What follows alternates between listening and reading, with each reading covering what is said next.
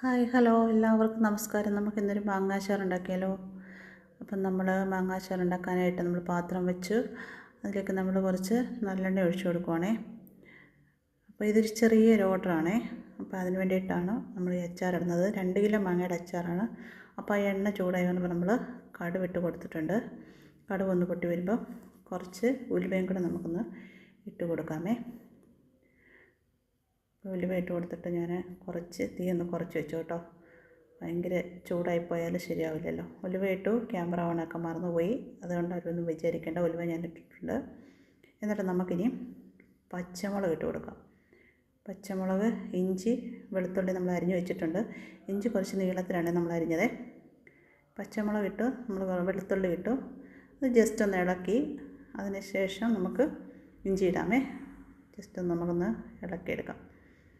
ഒത്തിരി അങ്ങ് മൂക്കാനൊന്നും പോവേണ്ട. നമുക്ക് ആ പച്ചമുളകിൻ്റെ ആ വെള്ളമയം ഒന്ന് പൊട്ടിക്കഴിയുന്നവരെ ഒന്ന് ഇളക്കി കൊടുക്കാം. എന്നിട്ട് ശേഷം നമുക്ക് ഇഞ്ചി ഇട്ട് കൊടുക്കാമേ. ഇഞ്ചി ഇട്ട് കുറച്ച് നീളത്തിലരിഞ്ഞ ഇഞ്ചിയാണേ. നമ്മൾ ഇഞ്ചി ഇട്ട് കൊടുത്തു. ഇനി ഇതെല്ലാം കൂടെ നന്നായിട്ട് നമുക്കൊന്ന് മൂപ്പിച്ചെടുക്കാം. അച്ചാറിന് നമ്മൾ നന്നായിട്ട് മൂപ്പിച്ചെടുക്കണം, അല്ലെങ്കിൽ അച്ചാർ പൂത്തു പോകും.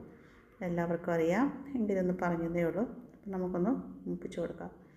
നമ്മൾ പിന്നെ മാങ്ങയാണെങ്കിൽ ഞാൻ അരിഞ്ഞ് വൃത്തിയാക്കി ഉപ്പിലിട്ട് വെച്ചിരുന്നാണ് ഒരു ദിവസമേ. അങ്ങനെ വെച്ചില്ലെങ്കിലും കുഴപ്പമില്ല.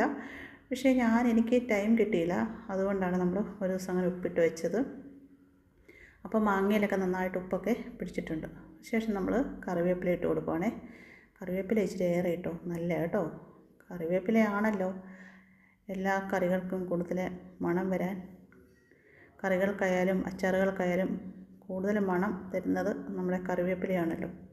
അപ്പം പുള്ളിയെ നമുക്ക് കൂടുതൽ ആഡ് ചെയ്ത് കൊടുത്തേക്കാം. പുള്ളിയെ കുറയ്ക്കണ്ട, നമുക്ക് കുറച്ച് കൂടുതൽ കിട്ടിയിട്ടുണ്ട്. അതുകൊണ്ട് ആഡംബരത്തിന് അങ്ങ് കിടന്നോട്ടെ. പിന്നെ ദാണ്ട് ഇത്രയും മൂത്തു കണ്ടോ, ഇങ്ങനെ മൂക്കണേ.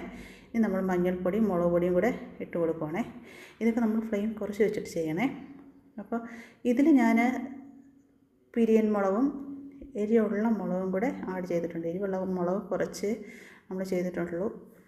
അപ്പോൾ ഇതെല്ലാം കൂടെ നമുക്ക് ഇട്ടൊന്ന് നന്നായിട്ട് ആ പച്ചമണം മാറുന്ന വരെ ഒന്ന് ഇളക്കി കൊടുക്കാമേ. ഇളക്കിയ പച്ചമണമൊക്കെ മാറി നല്ലൊരു മണം വരുന്നുണ്ട്. ഈ ടൈമിൽ നമുക്ക് കുറച്ച് കായപ്പൊടി ഇട്ട് കൊടുക്കാം. അതെന്താണെന്ന് വെച്ചാലേ, ഞാൻ ഈ അച്ചാർ പൊടികളൊന്നും യൂസ് ചെയ്യാറില്ല. നമ്മുടെ പഴയ അമ്മച്ചിമാരൊക്കെ ഉണ്ടാക്കി തരുന്ന രീതിയിലുള്ള അച്ചാറാണിത്. ഇത് അച്ചാർ പൊടി ഇടുന്നവർ കുറ്റം പറയല്ല, അത് നല്ല കാര്യമാണ്. പക്ഷെ ഞാനിടാറില്ല. ഞാൻ കായപ്പൊടിയൊക്കെ ഇട്ടിട്ട് ഇങ്ങനെയാണ് ചെയ്യാറ്. കായം ഇടാം, കായപ്പൊടി ഇടാം. നല്ല കായപ്പൊടിയാണ്, അതുകൊണ്ട് കായപ്പൊടി ഇട്ടു. എണ്ണ കുറച്ച് മതിയെന്ന് പറഞ്ഞതുകൊണ്ടാണ് ഞാൻ ഈ എണ്ണ കുറച്ച് ഒഴിച്ചത്. നമുക്ക് കഴിക്കാനല്ലല്ലോ, അപ്പോൾ അവരുടെ ഇഷ്ടത്തിന് ചെയ്ത് കൊടുക്കാൻ വേണ്ടിയിട്ടാണ്.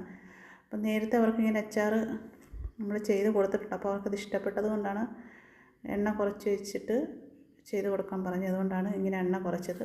അപ്പോൾ എന്താണ് എണ്ണ കുറവെന്ന് നിങ്ങൾ വിചാരിക്കും, അതിന് പറഞ്ഞാണേ.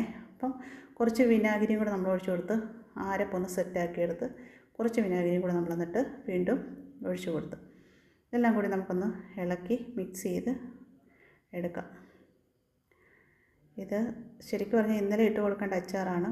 എനിക്ക് ടൈം കിട്ടിയില്ല, അതുകൊണ്ടാണ് ഞാൻ ഇന്നത് ചെയ്ത് കൊടുക്കുന്നത്. അപ്പം നമ്മൾ കഴുകി വെച്ചിരുന്ന മാങ്ങയും കൂടെ നമ്മൾ ഇതിലേക്ക് ആഡ് ചെയ്ത്, കഴുകി വൃത്തിയാക്കി ഉപ്പിട്ട് വെച്ചിരുന്ന മാങ്ങയാണ്, അത് നമ്മളിതിലേക്ക് ആഡ് ചെയ്ത് കൊടുത്ത് കണ്ടോ. നന്നായിട്ട് ഇളക്കി കൊടുത്തപ്പോൾ വെള്ളം ആവശ്യത്തിനുണ്ട്, എണ്ണ ആവശ്യത്തിനുണ്ട്. ഒന്നും കൂടുതലുമില്ല കുറവുമില്ല. ഉപ്പ് നോക്കിയപ്പം കുറച്ച് ഉപ്പ് കുറവുണ്ട്. അപ്പോൾ ഞാൻ നോക്കിയിട്ട് ഇടാമെന്ന് വിചാരിച്ചാൽ ഇടാതിരുന്നേ. ഉപ്പും കൂടെ നമ്മൾ ഇട്ട് കൊടുത്ത് ഇനി നമുക്കിതിനെ ഒന്ന് ഇളക്കി മിക്സ് ചെയ്ത് കൊടുക്കാം. മാങ്ങയല്ലേ, ഒരുപാട് വെന്ത് പോകണ്ട.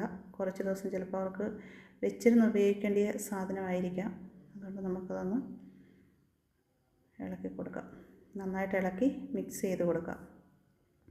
അച്ചാറുകളൊക്കെ നമ്മൾ ഇടുമ്പോൾ ഒരിക്കലും നമ്മൾ അതിനകത്ത് വെള്ളം നമ്മൾ ആഡ് ചെയ്യാനേ പാടില്ല. വെള്ളം ആഡ് ചെയ്ത് കഴിഞ്ഞാൽ അത് പിന്നെ ഒന്നിനും കൊള്ളാത്ത അവസ്ഥയാകും. കുറച്ച് ദിവസം ഇരിക്കുമ്പോൾ തന്നെ പൂത്ത് ആകെ വൃത്തികേടാകും. അതുപോലെ തന്നെ നമ്മളിത് പാക്ക് ചെയ്യുമ്പോൾ നന്നായിട്ട് തണുത്തതിന് ശേഷം നല്ല വൃത്തിക്ക് കുപ്പിയൊക്കെ വെള്ളമില്ല എന്ന് ഉറപ്പ് വരുത്തിയതിന് ശേഷം നമ്മളിത് പാക്ക് ചെയ്യുക. കണ്ടോ, സൂപ്പർ അച്ചാറല്ലേ, നല്ല അച്ചാറാണ്. നമ്മളിതിനകത്ത് വേറെ ഒന്നും ചേർത്തിട്ടില്ല. കായപ്പൊടിയും മുളക് പൊടിയും മഞ്ഞൾപ്പൊടിയും ഒക്കെ ചേർത്തിട്ടുള്ളൂ, അല്ലാതെ നമ്മളൊന്നും ചേർത്തിട്ടില്ല.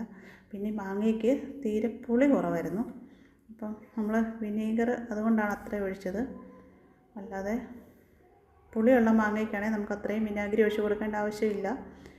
മാങ്ങയ്ക്ക് പുളി കുറവാണ് എന്ന് വെച്ചാൽ തീരെ കുറവല്ല, പക്ഷെ പുളി കുറവാണ്. അപ്പം നിങ്ങൾക്ക് ഇഷ്ടപ്പെട്ടെന്ന് വിചാരിക്കുന്നു.